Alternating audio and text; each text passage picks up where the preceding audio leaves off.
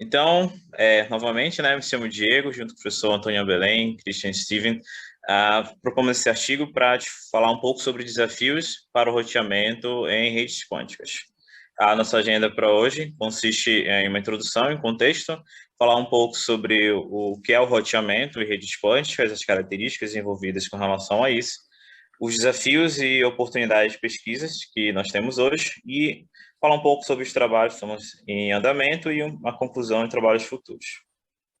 Então, quando se fala em redes quânticas, pensando em implementar uma internet quântica de uma topologia maior, a principal motivação é habilitar as aplicações, diversas aplicações que hoje estão de fora do alcance da internet clássica, que trazem a partir da computação quântica. O objetivo também é aprimorar a tecnologia atual da internet por meio da comunicação quântica entre qualquer pontos da rede, através de várias aplicações que vêm com a computação quântica. E também poder operar em paralelo com a internet clássica, conectando os processadores quânticos com o intuito de realizar ações que são, hoje em dia, impossíveis utilizando apenas meios clássicos, com garantia de segurança, por exemplo. E dentro das redes quânticas, nós temos diversas aplicações, algumas já implementadas, como sobre comunicação segura, como Quantum Key Distribution, já foi bastante falado aqui nesse workshop hoje. Também outras aplicações da computação quântica, como computação quântica distribuída através de clusters de computadores quânticos.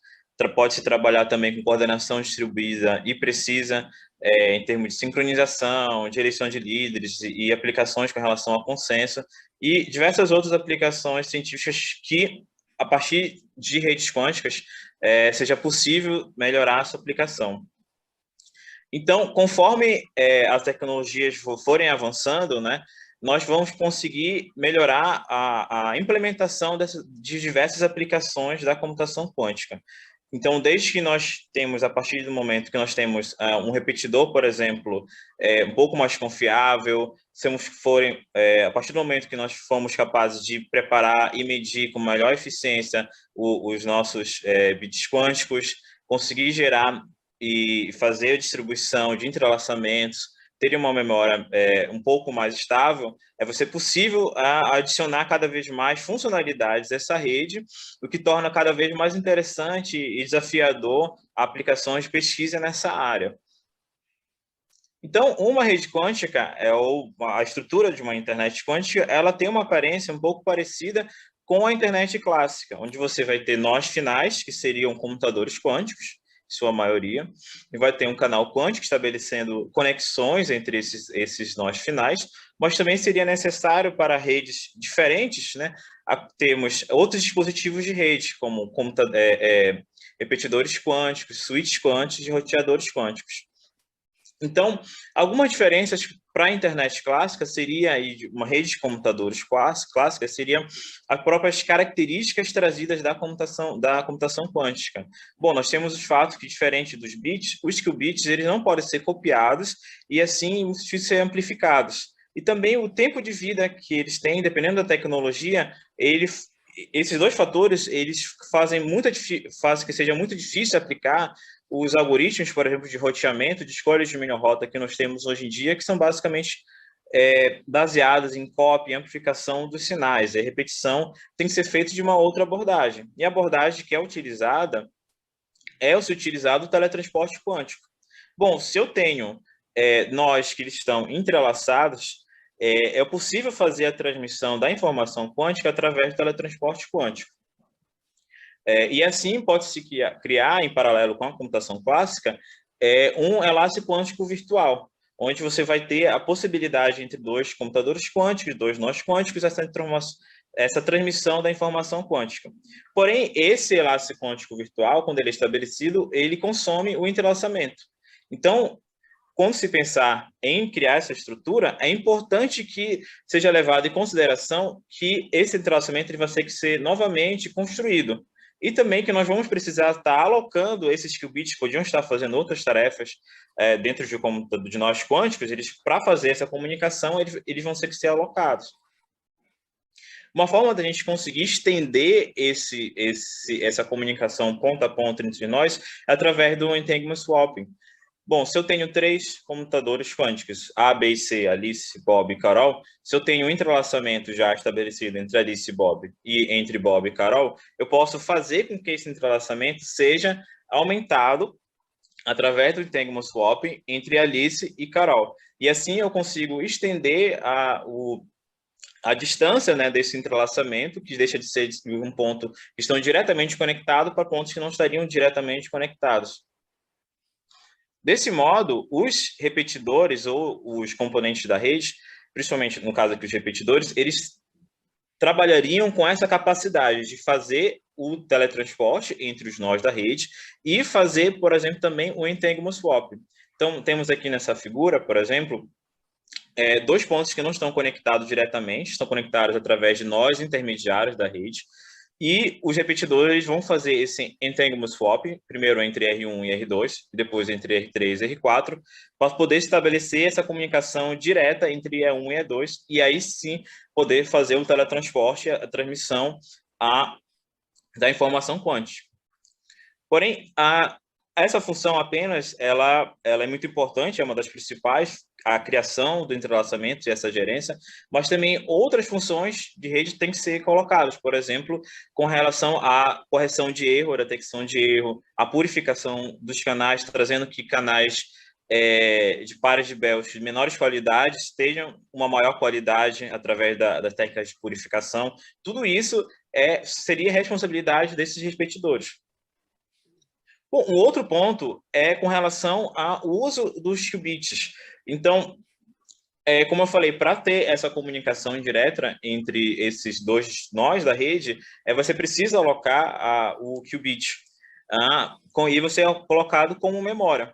E enquanto ele estiver utilizando, ele não pode ser utilizado para outras aplicações. E, além disso, vai ser necessário, já que quando é feito o teletransporte, esse entrelaçamento é consumido, é necessário ter outros qubits que talvez não estejam utilizados no mesmo momento, mas que estejam disponíveis para poder também fazer essas funções de rede, e eles vão acabar ficando como qubits de memória. Então, para se pensar em que rota escolher e como fazer melhor essa comunicação entre os nós da rede, é importante levar todos esses pontos em consideração. Nisso, a gente entra em alguns desafios e oportunidades de pesquisa que nós temos a isso. Então, um ponto, como eu falei, é com relação às métricas que vão ser utilizadas. O que eu vou ter de informação para me guiar para que isso possa ser possível ter um melhor caminho dentro de uma rede quântica com uma topologia um pouco mais complexa, e eu vou precisar ter essas informações. Essas informações são dadas através, principalmente, do meio físico. Então, temos, trazendo da computação clássica, de redes clássicas, algumas métricas como throughput, como delay, que aí eles vão ter algumas particularidades. Por exemplo, o throughput ele já vai ser com relação à taxa de entrelaçamento. O quanto isso vai ser necessário, dependendo da aplicação que possa estar sendo utilizada. Isso vai ser uma informação que vai ser necessária ser medida, ser analisada e ser informada para um algoritmo que possa estar fazendo um roteamento. E também com relação à fidelidade. O quão próximo esse estado que está sendo recebido, está sendo transmitido, o estado original, e, de certa forma, dar uma confiabilidade desse caminho que foi escolhido. E outras métricas, como QOMQ, que é relativo à questão da eficiência da memória quântica. Então, como vai estar sendo preciso estar alocando esses qubits e ver o quanto as memórias quânticas que vão estar sendo utilizadas, elas vão ter, em termos de absorção, o tempo de coerência, o quanto tempo esse qubit pode ficar lá inativo, o quanto vai ser difícil fazer a ativação novamente desse qubit, essa criação, ou seja, a extração do estado. E essas são algumas métricas que têm sido propostas na literatura para se trabalhar com isso. E dependendo daquilo que você considera em seu modelo que você vai propor, isso vai causando uma complexidade. Algumas propostas apenas procuram trabalhar com a fidelidade, outras já trazem essas outras informações do meio físico, que depende muito da forma como essa comunicação está sendo implementada. Além disso, uma grande dificuldade que ainda temos é com relação, se formos pensar numa rede tradicional, se trabalha com o encaminhamento de pacotes. Você não pode encaminhar porque você não pode simplesmente copiar ou amplificar ele. Mas mesmo assim é importante também pensar e definir como é que seria esse pacote quântico, seria essa informação que estaria talvez por uma via auxiliar clássica ou simplesmente através de um canal quântico, e pensando no que seria a pilha de protocolo para a internet. Em que parte, cada parte seria isso, e existem algumas propostas com relação a isso. As principais correntes são a Dvometer, a Adverna e a Eddan, que são algumas tentativas de fazer essa camada de protocolo para que também a gente da pesquisa consiga focar em algumas áreas e desenvolver isso. Mas ainda é um grande desafio, né? Você conseguir entender esses modelos como sendo algo conciso que realmente também esteja aliado com o desenvolvimento das técnicas físicas, da implementação. Então, não adianta apenas propor uma metodologia ou uma forma que ela não esteja uma resposta do meio físico. Então, principalmente com relação às possibilidades e às velocidades que vão sendo implementadas, os entrelaçamentos, as formas de purificação. Então, tem que ter essa aliação entre as propostas, de certa forma, na parte de redes de computadores quânticos, com o desenvolvimento nas tecnologias quânticas. E nisso também nós temos, por exemplo, com relação aos switches quânticos, que dependem muito dos materiais, e isso tem que ser também um fator colocado para a escolha das melhores rotas. Então, dependendo do material que possa estar sendo utilizado, ele pode estar adicionando muito ruído e a questão da fidelidade vai ser impactada, ou pode ser até destruindo a informação quântica, ou a velocidade que aplicações requerem, elas não sejam possíveis através desses materiais existentes. Então, aqui é nosso trabalho, né? A gente buscou apresentar algumas propostas que tem e alguns desafios que tem com relação especificamente ao roteamento e como é que se faz, como que seria um roteamento desse de uma rede quântica, né? Ainda estamos um passo, de certa forma, longo para se desenvolver algo mais complexo, que a gente possa enxergar como uma internet quântica, mas nós vemos cada vez mais um alto investimento com relação a isso e diversos projetos tentando, em algumas partes ou camadas possíveis dessas aplicações, estarem sendo desenvolvidos.